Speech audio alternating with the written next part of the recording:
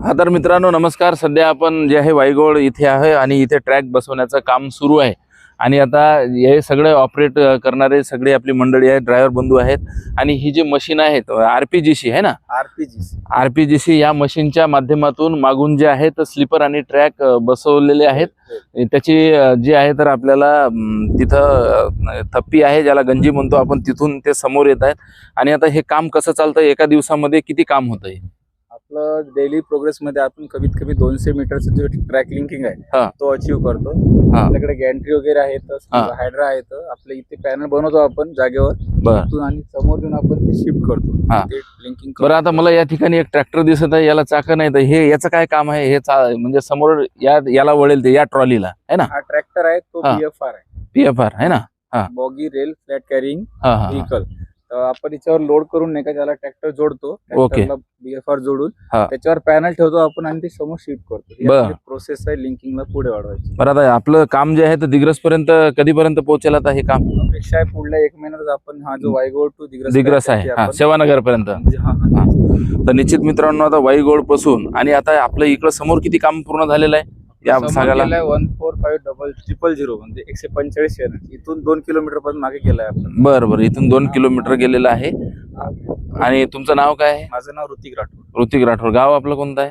मी दारव्याचाच आहे। बरं 2027 मध्ये जे आहे अपेक्षा आहे आपली तशी की पण नाही याचे जे आहे का नाही, याचे इथून आपल्याला म्हणजे याचं फेज बनवलेले होते। पहिला कळमचा होता, कळम ते यवतमाळ आहे आणि यवतमाळ ते दिग्रस आणि दिग्रस वरून तिकडं वेळ लागणार आहे, कारण की आपल्याला जे टनलची संख्या जी जास्त आहे। तर हा आपला जो ट्रॅक आहे आता येत्या 1.5 ते 2 वर्षातच यवतमाळ पासून चालू होईल, कारण दारव्यालाही ट्रॅक लेअरिंगचं काम सुरू आहे। तर निश्चित मित्रांनो हा आपला 285 किलोमीटरचा ट्रॅक आहे आणि त्यामध्ये आपल्यासाठी आनंदाची बाब एवढीच आहे की रोज आपलं 200 ते 250 ट्रॅक लेअरिंगचं काम मीटरपर्यंत पूर्ण होतं। 250 मीटर एका दिवसाचं टार्गेट आहे, म्हणजे 1 किलोमीटर पूर्ण व्हायला आपल्याला 4 दिवस लागत आहे, कारण की हे काम सगळं हेवी असतं। याची एक स्लीपरही 5 माणसं देखील उचलू शकत नाही। हे काम क्रेन आणि इतर मशिनरीच्या सहाय्याशिवाय होऊ शकत नाही। आपण या साईडला सगळं बघू शकतो की मोठमोठे आज जे आहे रविवार असल्यामुळं याचं मेंटेनन्स, ऑइलिंग असेल, ग्रीसिंग असेल, हे सगळं आपल्याला काम सुरू असलेलं दिसतं। आपण आशा बाळगूया आता की लगेच, आता काल आपण मागच्या 15 दिवसामध्ये पाहिलं की जे कळम इथे आहे तर तिथला जो टनल आहे त्याचं ब्रेक थ्रू झालेला आहे, तो पूर्ण झालेला आहे।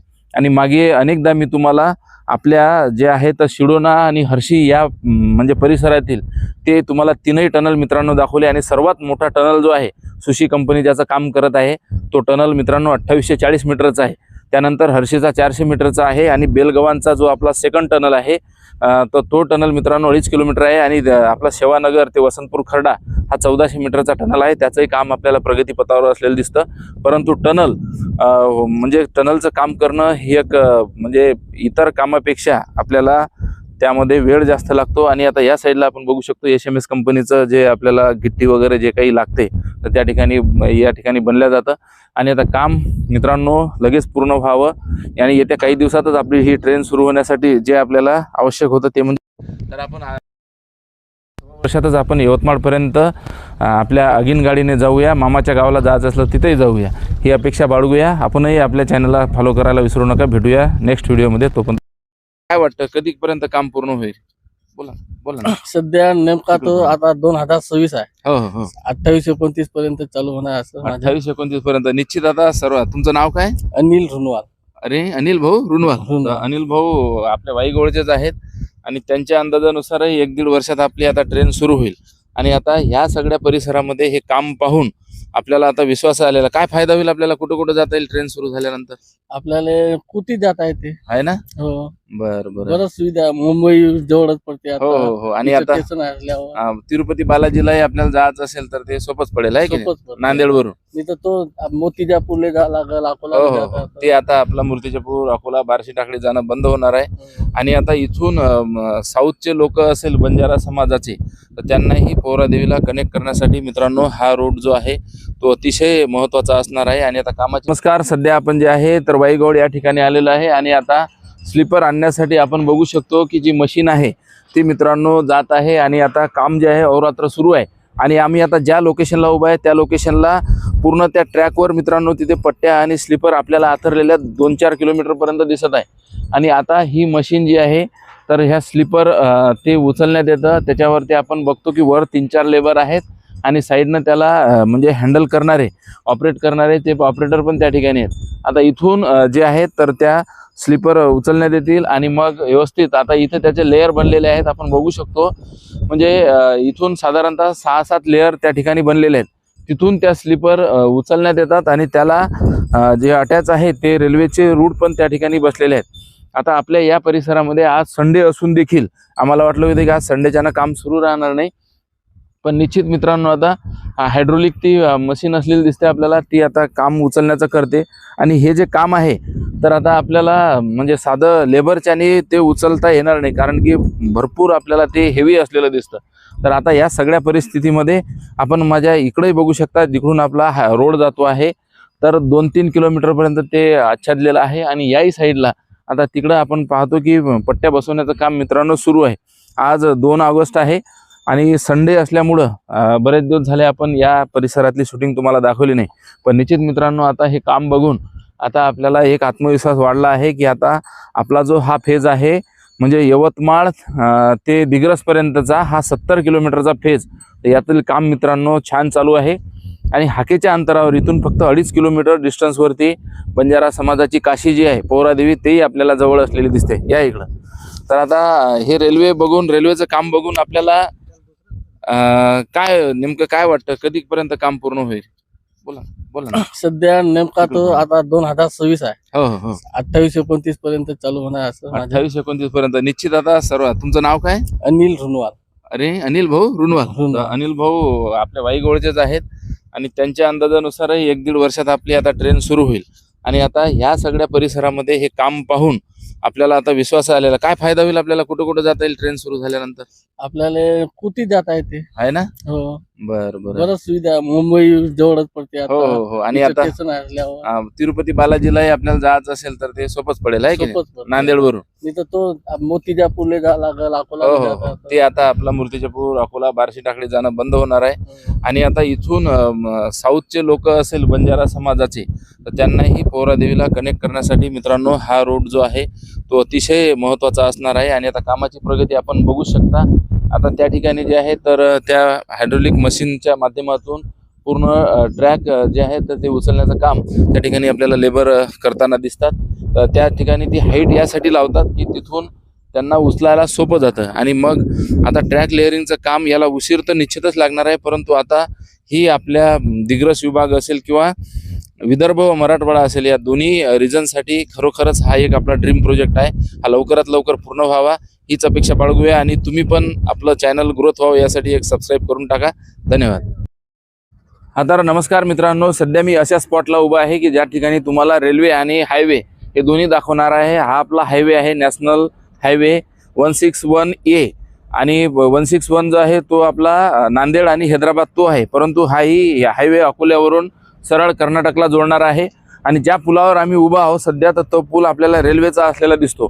तर ही आपली वर्धा यवतमाळ नांदेड रेल्वे आपण बघू शकता. आता या साईडला पटऱ्या बसवणं चालू आहे आणि हे ठिकाण आपल्याला दिग्रसवरून फक्त 7 किलोमीटर डिस्टन्सवरती आहे. म्हणजे वाईगोळ शेत शिवारामध्ये आपल्याला हे काम मित्रांनो सुरू असलेलं दिसतं.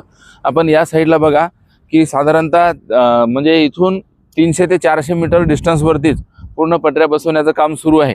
आणि आता हा पूल जो आहे याच्या खालून आपली ट्रेन जाणार आहे. आणि पुलाचं काम आता एक साईड पूर्ण झालेलं आहे आणि या साईडनं इकडून भरावा टाकणं सुरू आहे. आणि आता या सगळ्या फेजमध्ये म्हणजे हा फेज SMS कंपनीचा आहे, जे की शेवानगरपासून तर याचं काम साखऱ्यापर्यंत आहे. आणि ह्याचं काम कंपनीचं आपण बघतो की आता पटऱ्या 2 ठिकाणी मित्रांनो बसवणं सुरू आहे. हर्सुललाही सुरू आहे आणि इथंही सुरू आहे. आणि दिग्रसचा जो आपला म्हणजे टप्पा आहे, तर दिग्रसचा आपला टप्पा फक्त आपल्याला दिग्रस ते दारवा म्हणजे हा टप्पा एकूण आपण जर बघितलं तर हा 30 ते 32 किलोमीटरचा आहे. आणि दारव्यालाही 10-12 किलोमीटरच्या पट्ट्या बसवण्याचं काम मित्रांनो सुरू असलेलं दिसतं. आणि आता कामाची जी परिस्थिती आपण बघतो की या कामासाठी अत्यावश्यक असणाऱ्या ज्या काही बाबी आहेत, यामध्ये टँकरने पाणी असेल तर सगळं कामं मित्रांनो इथं अहोरात्र म्हणजे सकाळी 6-7लाच कामं सुरू होतात. आज संडे असल्यामुळं थोडं लेबर लोकांना 1 दिवसाची सुट्टी असते, त्यामुळं नाही तर हे काम आपल्याला मागे जे आहे तर सुरू असलेलं दिसतं.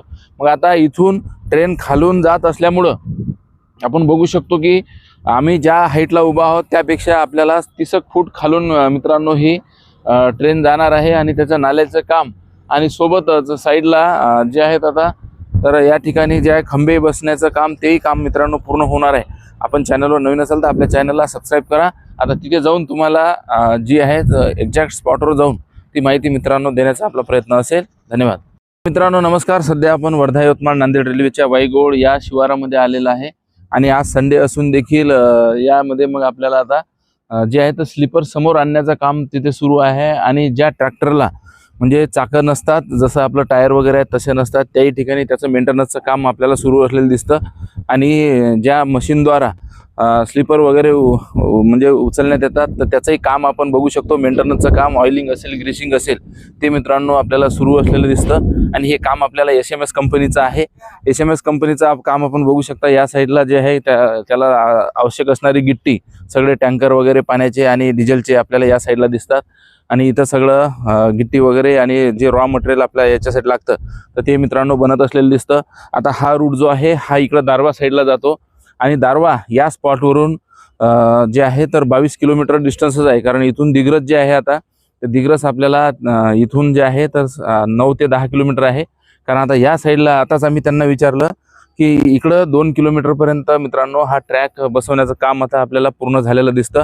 आणि आता मग एका दिवसामध्ये साधारणतः किती काम होतं तर एका दिवसामध्ये साधारण 200 ते 250 मीटरपर्यंत काम होतं. म्हणजे 1 किलोमीटर व्हायला 3 ते 4 दिवस लागतात. आणि मग आता या सगळ्या परिस्थितीमध्ये आपण त्या साईडला आपण बघतो की लेबर मागून जे आहेत तर स्लीपरचं जे आता ते एक खेप घेऊन आलेले आहेत. आपण त्या साईडला जाऊन बघू आता की आता या सगळ्या याच्यामध्ये जे आहे तर कामाची परिस्थिती आता मित्रांनो आपल्याला दिवसेंदिवस वाढत असलेली दिसते. आता इथून ह्या स्लीपर समोर जातील आणि त्याच्यावरती 3-4 लेबर काम करतात. आणि आता हा आपल्यासाठी विकासाचा टप्पा आहे. आणि हे ट्रॅक लेअरिंगचं काम मित्रांनो जसंही पूर्ण होईल कारण इथून जे आहे 3 ठिकाणी ट्रॅक लेअरिंगचं काम सुरू आहे. आणि साखऱ्या या ठिकाणी जिथे हर्सुलचं स्टेशन आहे तिथेही ट्रॅक बसवणे आणि पटऱ्या बसवण्याचं काम आपल्याला सुरू असलेलं दिसतं. आता येत्या काही दिवसातच आपलं काम मित्रांनो हे पूर्णतः जाताना आपल्याला दिसेल. आपण चॅनलवर नवीन असाल तर चॅनलला सबस्क्राईब करायला विसरू नका. धन्यवाद.